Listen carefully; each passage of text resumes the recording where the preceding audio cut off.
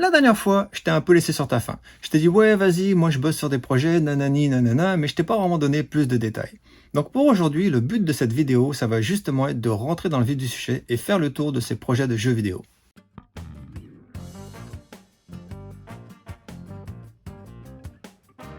Aujourd'hui, on va s'intéresser au projet numéro 2. Hein? Mais là, toi, tu vas me dire, pourquoi le numéro 2? Qu'est-ce qui se passe avec le numéro 1? Est-ce qu'on devrait s'inquiéter? Non, pas vraiment. C'est juste que le projet numéro 1, je le fais pas tout seul. Le projet numéro 1, je le fais avec mon ami Julien, qui est en France, en Auvergne. Et contrairement à moi, Julien, il est pas tellement en mode vadrouille YOLO. Il est plus en mode hypothèque boulot. À cause de ça, il a pas autant de temps et d'énergie que moi à mettre sur des projets perso. Et comme je voulais pas lui mettre de pression, je lui ai fait, tu sais quoi, on va l'avancer tranquillement, à notre rythme, et on va en parler quand on sera prêt. Le projet numéro 3, c'est un projet que j'ai commencé avant le projet numéro 2, mais qui malheureusement n'a pas encore décollé. Je sais ce que je veux, je sais ce que je veux faire, je sais ce qu'est l'expérience, j'ai une bonne idée de l'univers, tout ça c'est relativement solide. Ce que j'arrive pas encore à définir avec ce projet-là, c'est le format que ça va prendre. C'est quoi comme type de jeu par exemple, et comment j'interagis avec ce jeu-là. Donc ça, c'est des questions pour lesquelles j'ai pas encore trouvé les réponses. Et j'ai fait, tu sais quoi, fuck it. Je vais le mettre de côté, j'ai besoin de partir la machine, commencer à faire des jeux, ce fait qu'à la place, je vais avec le projet numéro 2 qui lui s'est naturellement débloqué. Et le projet numéro 2, c'est roulement de tambour. Quacktails. Donc là, dépendamment de tes connaissances pop culture, avec le titre, avec la couleur, avec le font et avec le thumbnail de cette vidéo, tu pourrais possiblement deviner de quoi on parle. Donc si t'es joueur, n'hésite pas à mettre la vidéo en pause, prends-toi 2 minutes pour essayer de trouver, et si t'y arrives, franchement, t'es badass. Donc maintenant, ce qui serait intéressant, c'est de découvrir ce que j'essaie de faire avec ce projet. D'où m'est venue l'idée, pourquoi je m'attaque à cette idée-là, et pourquoi je pense que ça pourrait être un projet intéressant à développer. Faut savoir que je suis un grand fan de DuckTales, la bande à Picsou. J'ai grandi avec le dessin animé de 1987. Quand j'étais gamin, je lisais les Super Picsou géants. Et ce qui me plaît vraiment le plus dans cette licence, c'est vraiment le côté aventure, le côté chasse au trésor, le côté il nous arrive des choses, on improvise, on s'ajuste, on s'adapte. Et quelque part, je trouve ça dommage que cette fantaisie-là ait jamais vraiment été exploitée. Parce que pour moi, cette aventure-là, c'est vraiment l'âme de la licence, c'est vraiment ce qui fait DuckTales. Après, c'est sûr, il y a déjà eu des jeux vidéo DuckTales, mais c'était généralement des platformers 2D où tu sautais sur tes ennemis pour rebondir et attraper un diamant qui flottait dans les airs, et je trouvais que c'était pas aussi poussé que ça aurait pu l'être. Donc personnellement, je trouvais qu'il y avait un potentiel qui n'avait pas encore été exploité et qui était possiblement intéressant à développer. Dans mes intentions avec ce projet, ce qui m'intéresse, c'est vraiment de faire quelque chose de plus immersif, plus tactique et centré sur l'exploration. L'exploration, c'est le moteur numéro 1.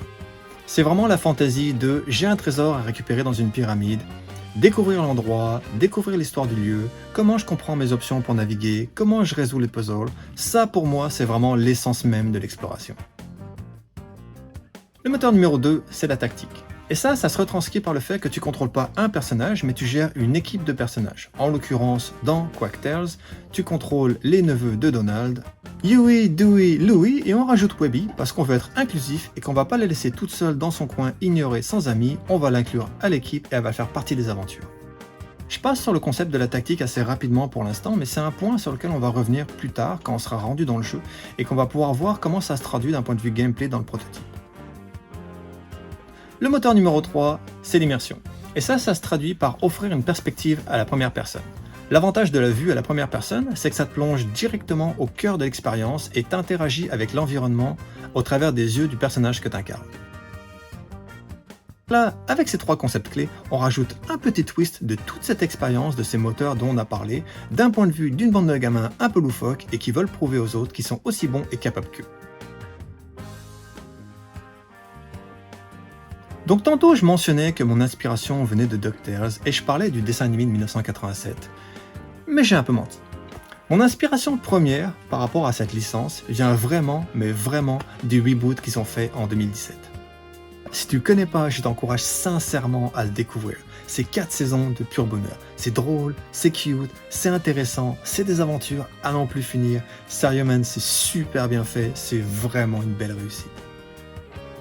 Maintenant qu'on a fait le tour de c'est quoi le projet, d'où il vient, ce que j'essaie d'accomplir avec ce jeu, mes intentions, pourquoi je pense qu'il y a un potentiel à développer, on va s'intéresser au statut. Il en est où ce projet?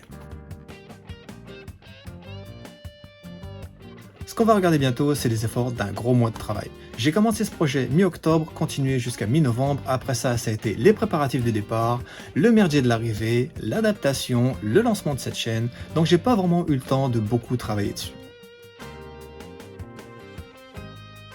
Donc ce que je te montre en ce moment, le fruit de ce mois de développement, c'est ce qui a abouti à une situation de gameplay que j'ai créée dans Unreal. Cette situation de gameplay, c'est pas vraiment quelque chose que tu vas retrouver dans le jeu final. C'est plus une validation du concept qui sert à voir si ça a le potentiel pour être poussé plus loin et pour être continu.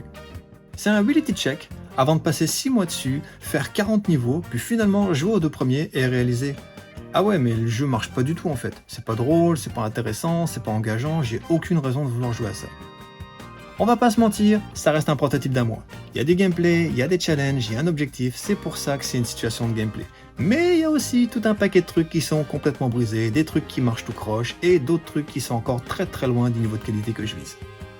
Après un mois de développement, c'est relativement normal. Ce serait très surprenant qu'après avoir passé un mois dessus, tout soit au niveau de qualité que je vise, tout fonctionne super bien, zéro bug, etc. Moi c'est une histoire dont j'ai jamais entendu parler. Ça. Même si j'ai déjà bossé sur plusieurs projets AAA avec Unreal, j'ai un million de trucs à apprendre. Quand tu débutes un projet indie, t'as vraiment plus besoin des compétences d'un programmeur gameplay que d'un level designer. Parce que quand t'es level designer sur une production AAA, tu fais surtout du scripting de fonctionnalités, de communication de ce que t'as déjà dans ton niveau pour t'assurer que l'ensemble fonctionne comme tu veux. Pour le coup, à moins d'être en mode prototypage, t'as jamais vraiment besoin d'aller regarder comment créer tes ingrédients ou comment gérer les AI, donc je découvre un paquet de nouveaux trucs. Donc j'apprends, je fais des tests, je fais des erreurs, il y a des trucs qui fonctionnent bien, il y a des trucs qui fonctionnent pas du tout, il y a des trucs, je me suis pris des notes, faut que j'y retouche, il y a des trucs complètement défoncés, mais il y a aussi des trucs qui fonctionnent juste assez pour que je me dise, c'est quoi? Pour l'étape où on en est, c'est assez, j'ai pas besoin de passer plus de temps que ça là-dessus pour le moment. Parce qu'une autre erreur de développement que tu peux faire, c'est passer 6 mois sur une micro-affaire, la peaufiner, 6 mois après c'est super beau, super propre, mais tu réalises que tu peux pas vraiment valider si le jeu est fun, engageant, intéressant, parce que t'as rien d'autre dans ton jeu. Un exemple de ça, c'est les animations. Spoiler, dans le prototype qu'on va regarder, des animations, il n'y en a pas du tout. Tout ce que j'ai comme animation, c'est des éléments de décor basiques comme des portes ou des tiroirs. Et pour les personnages, c'est des slides et des poses de ce que j'appelle du level design art. C'est l'usage de formes géométriques basiques pour créer des shapes et des modèles un peu plus complexes, mais qui restent quand même fucking élémentaires, dans le sens où tu vas certainement trouver ça très laid.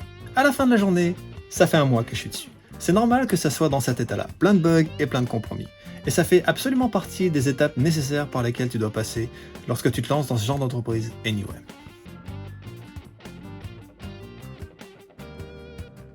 Je crois que c'est pas long pourtant. J'ai une bonne idée. Ni.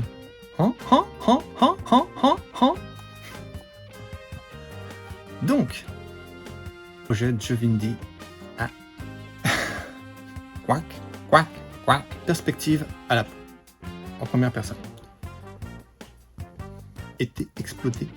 C'est des éléments du décor basique. Donc ce que je te montre en ce moment, c'est le fruit.